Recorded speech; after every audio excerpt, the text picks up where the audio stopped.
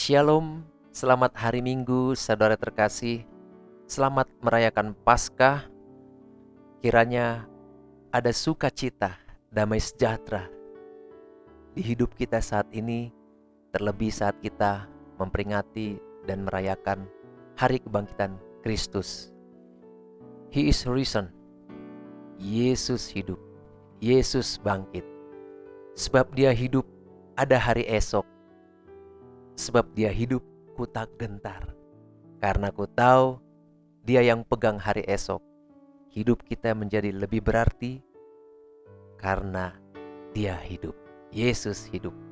Mari saudara, kita buka Alkitab kita. Kita siapkan hati kita mendengarkan pemberitaan firman Tuhan, khususnya berita Paskah pada hari Minggu ini.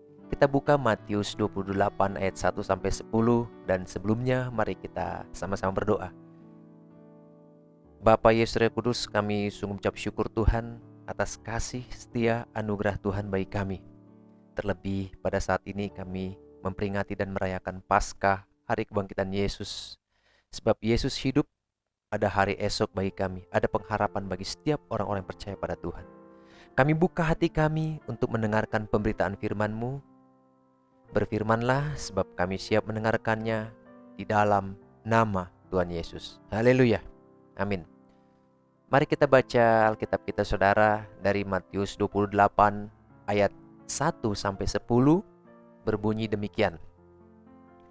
Setelah hari Sabat lewat, menjelang menyingsingnya fajar, pada hari pertama minggu itu, pergilah Maria Magdalena dan Maria yang lain menengok kubur itu. Maka terjadilah gempa bumi yang hebat, sebab seorang malaikat Tuhan turun dari langit dan datang ke batu itu dan menggulingkannya, lalu duduk di atasnya. Wajahnya bagaikan kilat dan pakaiannya putih bagaikan salju. Dan penjaga-penjaga itu gentar ketakutan dan menjadi seperti orang-orang mati. Akan tetapi malaikat itu berkata kepada perempuan-perempuan itu, "Janganlah kamu takut, sebab aku tahu kamu mencari Yesus yang disalibkan itu. Ia tidak ada di sini, sebab ia telah bangkit, sama seperti yang telah dikatakannya. Mari, lihatlah tempat ia berbaring. Dan segeralah pergi dan katakanlah kepada murid-muridnya bahwa ia telah bangkit dari antara orang mati. Ia mendahului kamu ke Galilea, di sana kamu akan melihat dia. Sesungguhnya aku telah mengatakannya kepadamu." Mereka segera pergi dari kubur itu dengan takut dan dengan sukacita yang besar dan berlari cepat-cepat untuk memberitahukannya kepada murid-murid Yesus.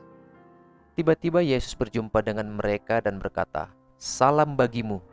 Mereka mendekatinya dan memeluk kakinya serta menyembahnya. Maka kata Yesus kepada mereka, "Jangan takut, pergi dan katakanlah kepada saudara-saudaraku supaya mereka pergi ke Galilea, dan di sanalah mereka akan melihat aku." Yang berbahagia adalah orang yang mendengarkan firman Tuhan dan yang melakukannya dalam kehidupannya sehari-hari. Haleluya. Saudara sekalian, dari pembacaan kita dari kitab Matius 28 ayat 1-10 tadi, ada beberapa poin penting yang hendak saya sampaikan. Yang pertama ialah bahwa setelah hari Sabat lewat, menjelang menyingsingnya fajar, itu tadi yang kita baca. Mengapa harus setelah hari Sabat lewat, perempuan-perempuan itu baru menjenguk kubur Yesus? Ya, dapat kita lihat bahwa karena hukum Taurat, menurut hukum Taurat, mereka harus beristirahat dan harus memelihara hari Sabat.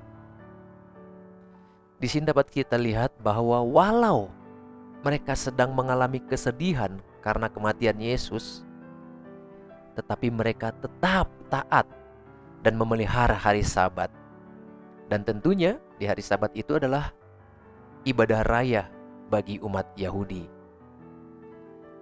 Lalu poin yang kedua saudara, dari pembacaan kita tadi dapat kita lihat bahwa pada hari pertama minggu itu, Maria Magdalena dan teman-temannya pergi ke kubur Yesus untuk mengurapi dan memberi rempah-rempah pada tubuh Yesus. Kalau kita perhatikan ayat ini, sepertinya mereka lupa akan kata-kata Yesus yang mengatakan bahwa pada hari ketiga Yesus akan bangkit dari antara orang mati. Dapat kita lihat, kita bandingkan Matius 16 ayat 21, Matius 17 ayat 23, Matius 20 ayat 19. Dan seharusnya mereka pergi ke kubur itu untuk menyaksikan kebangkitan Yesus, untuk bertemu dengan Yesus yang hidup, untuk bertemu dengan Yesus yang telah hidup, dan bukannya untuk mengurapi mayat Yesus. Meskipun sebenarnya niat mereka ini adalah baik dan layak diapresiasi, saudara. Haleluya. Lalu poin yang ketiga yang hendak mau saya sampaikan dari pembacaan kita tadi, bahwa dapat kita baca tadi, terjadi gempa bumi yang hebat. Apa saudara? Terjadi gempa bumi yang hebat. Cornelius Lapide dalam bukunya menulis bahwa bumi yang gemetar karena sedih pada kematian Kristus, ya, waktu Kristus mati, terjadi gempa bumi. Bumi gemetar karena sedih. Nah, saat ini seakan-akan melonjak dengan penuh sukacita pada hari kebangkitannya. Haleluya. Adakah sukacita di hati saudara saat ini? Saat saudara merayakan kebangkitan Yesus, temukan sukacita di dalam Yesus. Sebab hanya Yesus jawaban hidup kita, untuk kita bisa memperoleh sukacita yang luar biasa. Sukacita surgawi yang luar biasa hanya kita temukan di dalam Yesus, saudara. Yesus telah bangkit. Biarlah kita juga, spirit kita bangkit, menyala-nyala. Biarlah roh kita menyala-nyala, memuliakan Tuhan di dalam hidup kita. Bumi saja gemetar. Awalnya mereka sedih, bumi ini sedih. Lalu mereka melonjak dengan sukacita karena kebangkitan Yesus. Terlebih kita, manusia ciptaannya. Haleluya. Dipermuliakanlah Tuhan Bapa, Yesus, Roh Kudus dalam hidup kita. Lalu poin yang keempat, saudara-saudara, dapat kita lihat tadi bahwa prajurit penjaga kubur itu ketakutan dan menjadi seperti orang mati. Apa saudara? Mereka ketakutan, para prajurit itu, karena mereka menyaksikan kejadian itu sungguh nyata. Mereka saksikan, mereka ketakutan, bukan mimpi tapi nyata. Jadi saking takutnya mereka jadi seperti orang mati. Nah, sebenarnya baik prajurit-prajurit maupun perempuan-perempuan itu, yaitu Maria Magdalena dan teman-temannya, mereka sama-sama melihat malaikat. Dan awalnya mereka sama-sama takut. Bedanya, takutnya perempuan ini tidak sama seperti takutnya para prajurit itu. Prajurit itu menjadi seperti orang mati, dikatakan, saking takutnya. Tetapi para perempuan itu gak berlama-lama takutnya. Dan kalau kita lihat, ya, endingnya bagaimana perempuan-perempuan itu percaya bahwa Yesus sudah bangkit. Itu endingnya. Ini menyebabkan mereka betul-betul merasakan sukacita yang sangat besar karena kepercayaan mereka akan berita yang disampaikan oleh malaikat itu.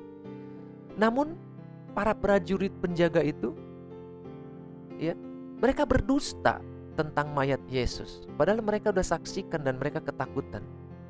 Kalau kita perhatikan, kita baca di ayat 11-15, di sana mereka diajak, disogok untuk berdusta. Nah, sudah jelas tidak mungkin ada sukacita di dalam diri mereka, kecuali sekedar suatu kegembiraan, ya, kegembiraan semu tentunya, karena telah menerima uang suap. Apa yang dapat kita terapkan dari poin ini, saudara? Sering terjadi bahwa ada dua orang yang sama-sama pergi ke gereja, sama-sama mendengarkan firman Tuhan dari Alkitab yang sama, dari pengkhotbah yang sama. Namun akhirnya yang satu pulang dengan sukacita yang besar karena mendapatkan berkat dari Tuhan melalui pemberitaan firman itu, sedangkan yang seorang lagi merasa tidak mendapat apa-apa. Mengapa bisa demikian, saudara? Karena sikap hati mereka yang berbeda. Yang satu sikap hatinya baik, positif, dan terbuka untuk pemberitaan firman, sedangkan yang lain tidak. Mari kita introspeksi lagi sikap hati kita saat kita mendengarkan firman Tuhan. Apakah hati kita, pikiran kita sungguh-sungguh terbuka untuk mendengarkan pemberitaan firman Tuhan? Atau kita hanya terbuka untuk hal-hal yang enak-enak saja, hal-hal yang baik-baik saja? Tidak mau terbuka untuk hal-hal yang mengkoreksi, hal-hal yang mengingatkan, hal-hal yang tidak enak menurut kita. Tapi mari kita belajar supaya kita mau terbuka terhadap pemberitaan firman Tuhan. Apapun pesan firman Tuhan dari apa yang kita dengar melalui khotbah atau pembacaan firman Tuhan, renungan harian, apapun pesannya, mari kita terbuka hati kita dengan sikap hati yang baik, akan mendapatkan sukacita yang baik dari Tuhan. Haleluya. Lalu poin yang kelima yang hendak saya sampaikan dari pembacaan kita tadi, bahwa malaikat itu menggulingkan batu penutup kubur. Supaya apa, saudara? Supaya perempuan-perempuan dan murid-murid Yesus bisa masuk ke kubur dan menyaksikan. Mereka bisa menyaksikan kubur itu kosong. Lalu mereka percaya pada apa yang disabdakan Yesus tentang kebangkitannya. Di sini dapat kita lihat kesedihan berganti dengan sukacita. Karena mereka melihat sungguh Yesus bangkit, Yesus hidup, kubur kosong. Sebesar apa batu masalah yang Anda alami saat ini? Sebesar apa batu masalah yang ada dalam hidup saudara saat ini? Mari percaya bahwa Tuhan dapat memerintahkan malaikat-malaikatnya untuk menggulingkan batu masalah dalam hidup saudara. Percaya pada Tuhan, percaya akan kuasa Tuhan yang melampaui segala akal, yang melampaui segala kekuatan kita. Haleluya. Lalu poin yang keenam yang hendak saya sampaikan dari pembacaan kita ini, saudara, bahwa perlu kita catat, perlu kita ingat, perlu kita ketahui bahwa tugas malaikat datang ke kubur Yesus saat itu bukan untuk membangkitkan Yesus, karena kebangkitan Yesus merupakan pekerjaan Allah Tritunggal. Tetapi tugas malaikat saat itu adalah memberitakan kebangkitan Yesus. Apa, saudara? Tugas malaikat saat itu memberitakan kebangkitan Yesus. Ingat, pada hari kelahiran Yesus, para malaikat datang memberitakan kelahirannya kepada para gembala. Dapat kita lihat dalam Lukas 2 ayat 8-14. Sekarang, pada kebangkitan Yesus, malaikat juga datang memberitakan kebangkitannya. Itulah tugas utama malaikat saat datang pada hari kebangkitan Yesus. Pertanyaan buat kita, saudara. Apakah saudara siap? Apakah saudara siap sedia menjadi pembawa kabar sukacita dari kerajaan sorga? Siapkah saudara kalau ditugaskan Tuhan menjadi pembawa kabar sukacita dari kerajaan sorga? Haleluya. Lalu poin yang ketujuh yang dapat kita lihat dari pembacaan kita tadi, bahwa malaikat-malaikat itu mengingatkan mereka, tentunya Maria Magdalena dan teman-temannya, tentang apa yang sudah dikatakan Yesus, tentang kematiannya dan tentang kebangkitannya. Dikatakan malaikat itu berkata di ayat 6 dan 7, "Ia tidak ada di sini, ia telah bangkit. Ingatlah apa yang dikatakannya kepada kamu ketika ia masih di Galilea, yaitu bahwa anak manusia harus diserahkan ke tangan orang-orang berdosa dan disalibkan, dan akan bangkit pada hari yang ketiga." Haleluya.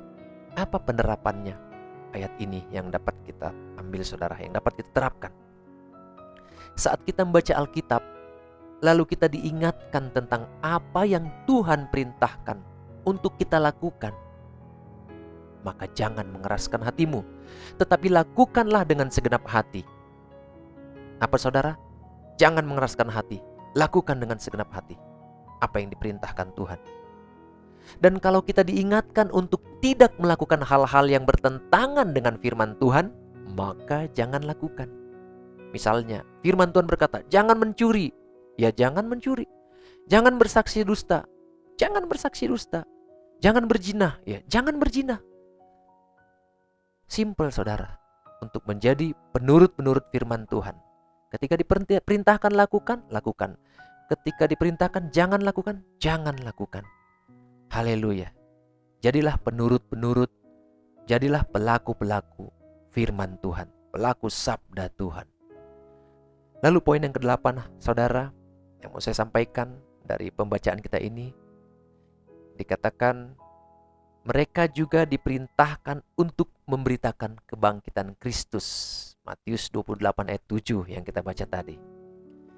Saya bacakan ayatnya. Dan segeralah pergi dan katakanlah kepada murid-muridnya bahwa ia telah bangkit dari antara orang mati. Yesus telah bangkit dari antara orang mati. Ia mendahului kamu ke Galilea, di sana kamu akan melihat dia. Sesungguhnya aku telah mengatakannya kepada kamu. Apa yang dapat kita lihat dari pembacaan ini saudara? Mereka taat melakukan apa yang diperintahkan kepada mereka. Saya ulangi, mereka taat melakukan apa yang diperintahkan kepada mereka. Dan apa buah dari ketaatan mereka? Berita itu juga sampai kepada kita saat ini. Bagian dari buah ketaatan mereka. Pertanyaannya buat kita, Yesus memerintahkan kepada kita untuk memberitakan Injil. Yesus memerintahkan kepada kita untuk memberitakan Injil. Apakah tugas pemberitaan Injil itu menjadi suatu beban bagi kita? Atau kita anggap sebagai suatu kehormatan, sebagai tugas kehormatan? Saya tanya sekali lagi, apakah tugas pemberitaan Injil itu bagi saudara adalah sebagai suatu beban? Atau saudara anggap sebagai suatu kehormatan? Ingat saudara, catat baik-baik bahwa agenda utama dari Allah bagi kita adalah memberitakan Injil, menjadikan semua bangsa murid Yesus, membaptis mereka dalam nama Bapa, Anak dan Roh Kudus, dan mengajarkan mereka untuk melakukan segala sesuatu yang Tuhan Yesus perintahkan. Itulah agenda utama kerajaan Allah bagi kita, bukan yang lain. Ketika Yesus memerintahkan kita memberitakan Injil, jadikan itu sebagai suatu sukacita, karena itu adalah suatu tugas yang terhormat dan yang baik untuk kita lakukan. Benar untuk kita lakukan. Haleluya, haleluya. Maka dari apa yang telah saya sampaikan ini, dari pembacaan Matius 28 ayat 1 sampai 10 tadi, dapat kita menarik kesimpulan saudara bahwa yang pertama, He is risen. Yesus hidup. Yesus telah bangkit.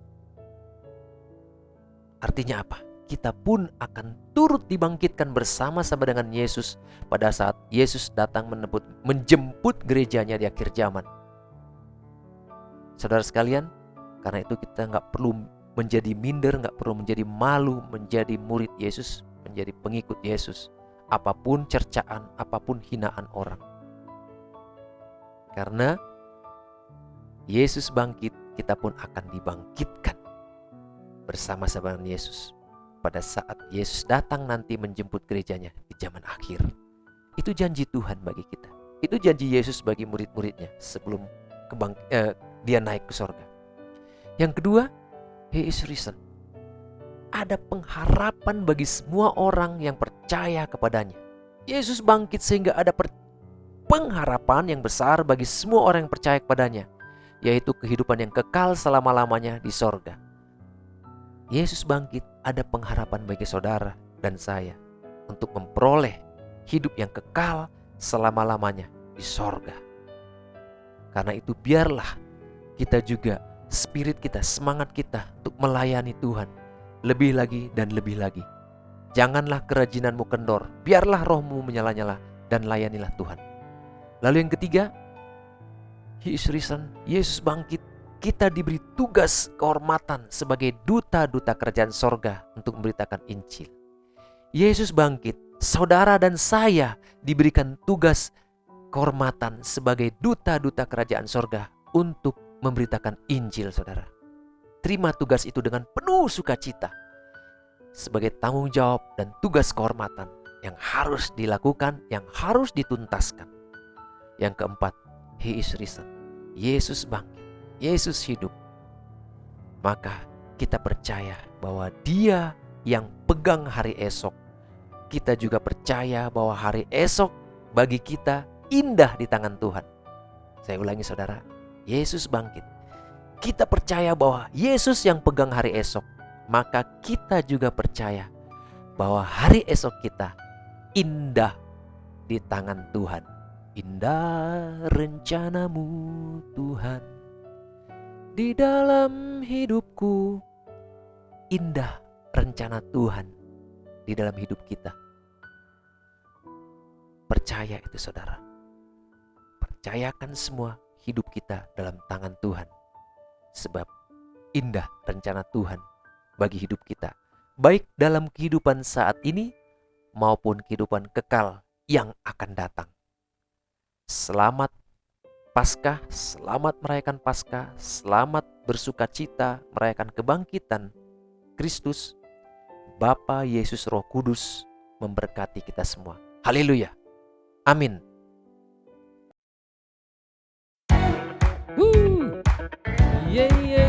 Anak Allah Yesus namanya, menyucikan, menyembuhkan, bahkan mati tebus dosa kita. Lihatlah, kubur kosong membuktikan Yesus hidup.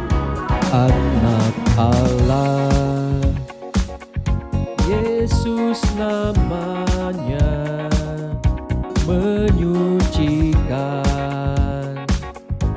menyembuhkan, bahkan mati tebus dosaku.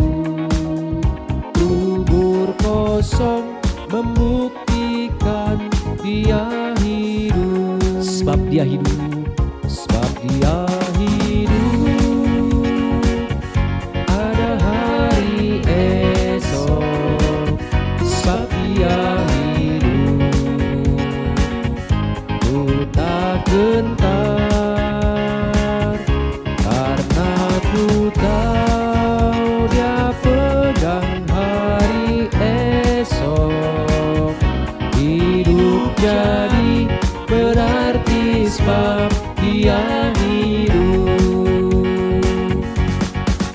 Benar, saudara, hidup kita jadi berarti sebab Yesus hidup. Yesus hidup, Yesus hidup. Haleluya. Biarlah kita menghidupi kehidupan yang Tuhan sudah berikan bagi kita. Puji Tuhan. Katakan, anak Allah. Anak Allah, Yesus namanya, menyucikan, menyembuhkan, bahkan mati tebus dosaku. Kubur kosong membuktikan Dia hidup. Sebab Dia hidup, ada hari esok. Sebab Dia hidup, ku tak gentar, karena ku tahu Dia pegang hari esok. Hidup jadi berarti sebab Dia hidup.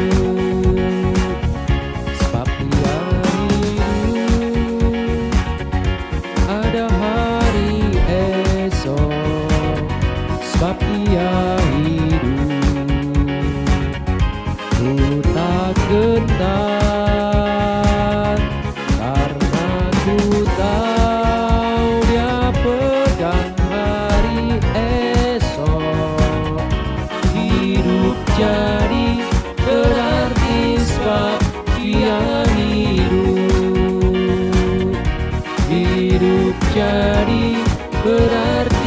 sebab dia hidup.